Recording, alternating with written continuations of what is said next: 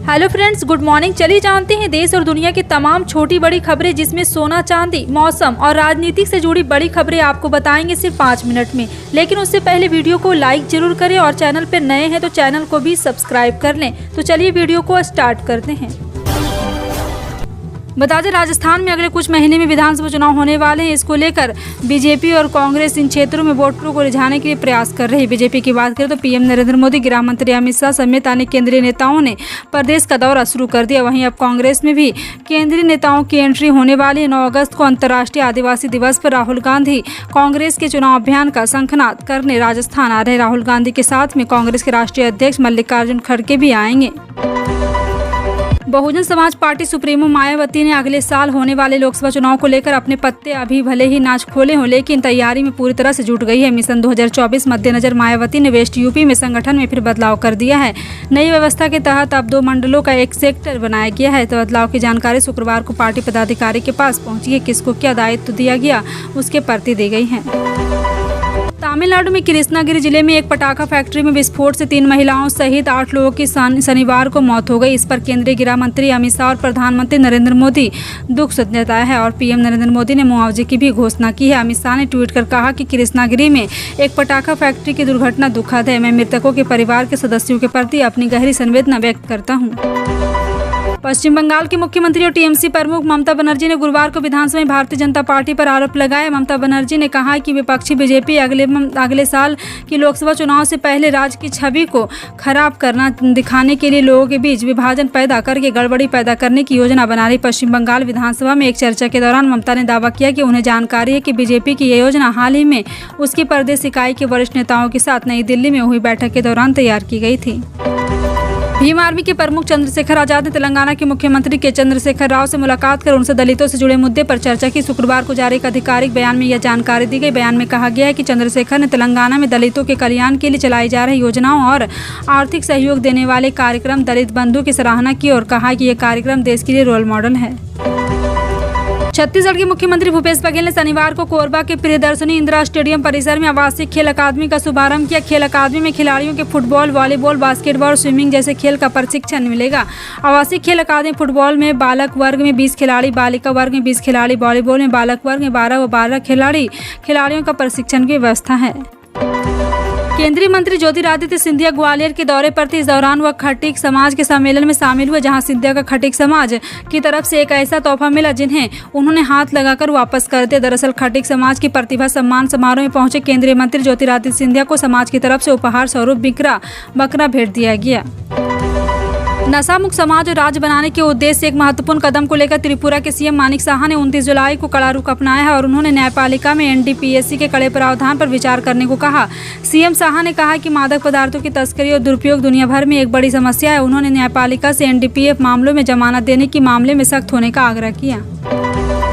देश में पुरानी पेंशन लागू कराने के लिए पहली बार केंद्र एवं राज्य सरकारी कर्मचारी एक साथ आए। केंद्र के सभी मंत्रालय विभाग, रक्षाकर्मी, रेलवे, बैंक, डाक, प्राइमरी सेकेंडरी कॉलेज एवं यूनिवर्सिटी टीचर, दूसरे विभाग एवं विभिन्न निगम और स्वशक्तिशाली संगठनों के कर्मचारी 10 अगस्त को दिल्ली के रामलीला मैदान में पहुंचेंगे। ओपीएस के लिए गठित national joint council of action की संचालन समिति के राष्ट्रीय संयोजक एवं स्टाफ साइड की राष्ट्रीय परिषद जेसीएम के सचिव शिव गोपाल मिश्रा ने बताया कि ओपीएस को लेकर 1 करोड़ 26 लाख कर्मियों ने राष्ट्रपति को पिटीशन दी है।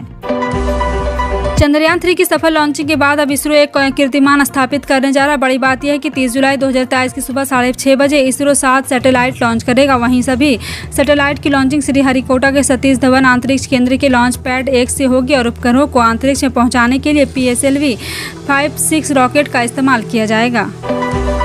अगले साल लोकसभा चुनाव और आगामी विधानसभा चुनाव को देखते हुए बीजेपी में राष्ट्रीय स्तर पर बड़ा बदलाव किया गया है। अध्यक्ष जेपी नड्डा ने चुनाव को ध्यान में रखते हुए अपनी टीम बना ली है। नई टीम में कुल 10 पदों पर बदलाव किया गया। इससे पहले अध्यक्ष नड्डा ने राज्य इकाई में बदलाव का ऐलान किया था। राजस्थान, छत्तीसगढ़, मध्य प्रदेश में विधानसभा चुनाव, इन राज्यों पर खासतौर पर फोकस किया गया। एक नजर डालते हैं कि बीजेपी अध्यक्ष की नई टीम के बदलाव। पश्चिम बंगाल के पूर्व मुख्यमंत्री बुद्धदेव भट्टाचार्य को सांस की समस्या के चलते अस्पताल में भर्ती कराया गया। शनिवार की दोपहर सांस लेने में दिक्कत के कारण उनकी शारीरिक परेशानी अचानक बढ़ गई। उन्होंने कोलकाता व वुडलैंड अस्पताल के आईसीयू में भर्ती कराए गए हैं। जब कोई व्यक्ति हॉस्टल में रेंट या किसी पेइंग गेस्ट अकोमोडेशन के एक पेमेंट करता है तब उसे 12% की दर से जीएसटी देना पड़ता है। यह कहना है कर्नाटक में GST authority for advance ruling का। दरअसल 2 अलग अलग मामलों की सुनवाई करते हुए जीएसटी एआर ने यह फैसला सुनाया है। राष्ट्रीय अध्यक्ष बनने के बाद मल्लिकार्जुन खड़गे कांग्रेस के लिए उपयोगी साबित हुए। 3 प्रमुख प्रदेश में से 2 में कांग्रेस की जीत में खड़गे की भूमिका अहम कही जाती है। कर्नाटक और हिमाचल प्रदेश में कांग्रेस की अप्रत्याशित जीत खड़गे को राष्ट्रीय अध्यक्ष बनाने के बाद मिली है। ऐसे में कहा जा रहा है कि कांग्रेस अध्यक्ष की दलितों में बढ़ रही लोकप्रियता पार्टी के लिए विधानसभा चुनाव ही नहीं बल्कि आगामी लोकसभा चुनाव में भी वारदात साबित होने वाली है।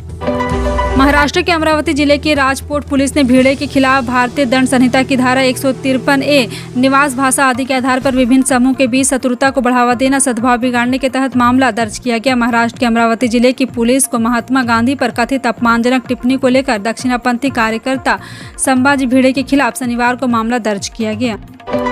उत्तर प्रदेश नर्सरी से 12वीं तक के स्कूलों की होने वाली मुहर्रम की छुट्टी रद्द कर दी गई है। जी हां, आपको बता दें कि इसके लिए महानिदेशक स्कूल शिक्षा एवं राज्य परियोजना निदेशक कार्यालय के सभी जिला के अधिकारियों को पत्र जारी कर दिया। वहीं आज दाखिल भारतीय शिक्षा समागम कार्यक्रम को पीएम मोदी द्वारा किए जाने वाले उद्घाटन सत्र का लाइव प्रसारण सभी स्कूलों में दिखाने का निर्देश दिया गया।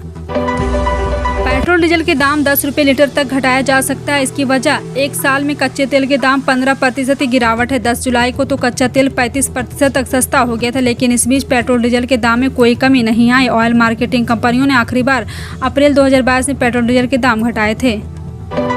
दिल्ली में बाढ़ प्रभावित परिवार के लिए अनुग्रह राशि पर विवाद छिड़ गया। दिल्ली सरकार में कैबिनेट मंत्री आतिशी ने मुख्य सचिव को पत्र लिखकर सवाल उठाते हुए पूछा कि अब तक केवल 197 परिवारों को ही बाढ़ राहत मुआवजा क्यों दिया गया। आतिशी ने कहा बाढ़ पीड़ितों को अब तक मुआवजा नहीं मिला। इसे लेकर उन्होंने मुख्य सचिव को पत्र लिखकर नाराजगी जताई है।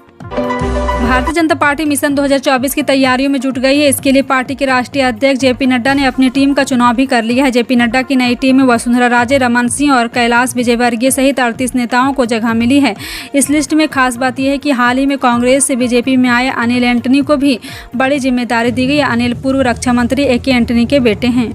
पार्टी की सर्वोच्च निर्णय लेने वाली संस्था कांग्रेस कार्य समिति की बहुप्रतीक्षित सूची के प्रकाशन में देरी होगी, क्योंकि केरल में अपने घुटने का इलाज करा रहे पूर्व कांग्रेस अध्यक्ष राहुल गांधी अभी तक दिल्ली नहीं लौटे हैं। पार्टी सूत्रों ने बताया कि CWC की अंतिम सूची कांग्रेस अध्यक्ष मल्लिकार्जुन खड़गे द्वारा पूर्व पार्टी प्रमुख कांग्रेस संसद दल के अध्यक्ष सोनिया गांधी राहुल गांधी के परामर्श तय की जानी थी। कांग्रेस ने शनिवार को सरकार पर निशाना साधते हुए कहा है कि अभी भी जनगणना के कोई आसार नजर नहीं आ रहे हैं, जो 2021 में ही हो जानी चाहिए थी। कांग्रेस ने आरोप लगाया कि सरकार इसे कराने को लेकर गंभीर नहीं है। पार्टी के महासचिव एवं संचार प्रभारी जयराम रमेश ने एक ट्वीट में कहा, जब डेटा प्रधानमंत्री और उनके ढोल बजाने वाले द्वारा फैलाई जा रही कहानी का समर्थन नहीं करता है तो मोदी सरकार निम्नलिखित में से एक या सभी कार्य करेगी। भारत मौसम विज्ञान विभाग के अनुसार शनिवार को राष्ट्रीय राजधानी के कुछ हिस्सों में भारी बारिश हुई और न्यूनतम तापमान 25 डिग्री सेल्सियस दर्ज किया गया, जो औसत 2 डिग्री कम है। मौसम विज्ञानियों ने दिन के दौरान शहर में आमतौर पर बादल छाए रहने और मध्यम बारिश की भविष्यवाणी की है। राष्ट्रपति द्रौपदी मुर्मू 8 अगस्त को श्री अरबिंदो की 150वीं जयंती समारोह में शामिल होंगी। राष्ट्रपति 8 अगस्त को ऑरोविल इंटरनेशनल टाउनशिप का दौरा करेंगी और चेतना के शहर में सुपर माइंड की आकांक्षी विषय पर 1 दिवसीय सम्मेलन का उद्घाटन करेगी।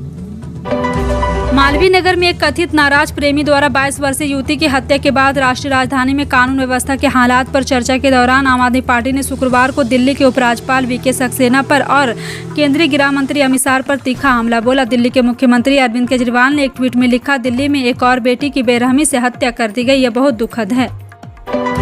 कर्नाटक कांग्रेस में घमासान के बीच जहां पार्टी के कई विधायकों ने अपनी ही सरकार के मंत्रियों के खिलाफ आवाज उठाई, पूर्व कांग्रेस अध्यक्ष राहुल गांधी 2 अगस्त को राष्ट्रीय राजधानी में राज्य के मंत्री से मुलाकात कर सकते हैं। सूत्रों ने शुक्रवार को यह जानकारी दी। पार्टी सूत्रों ने बताया कि पूर्व लोकसभा सांसद की 2 अगस्त को राष्ट्रीय राजधानी में पार्टी के मंत्री के साथ बैठक होने की संभावना है। मुख्यमंत्री एकनाथ शिंदे ने शुक्रवार को कहा है कि एक बड़ी पहल करते हुए महाराष्ट्र सरकार ने महाराष्ट्र राज्य ग्रामीण आजीविका मिशन या उम्मीद मिशन के तहत महिला स्वयं सहायता समूह को उपलब्ध परिक्रमी निधि को दोगुना करने का निर्णय लिया है।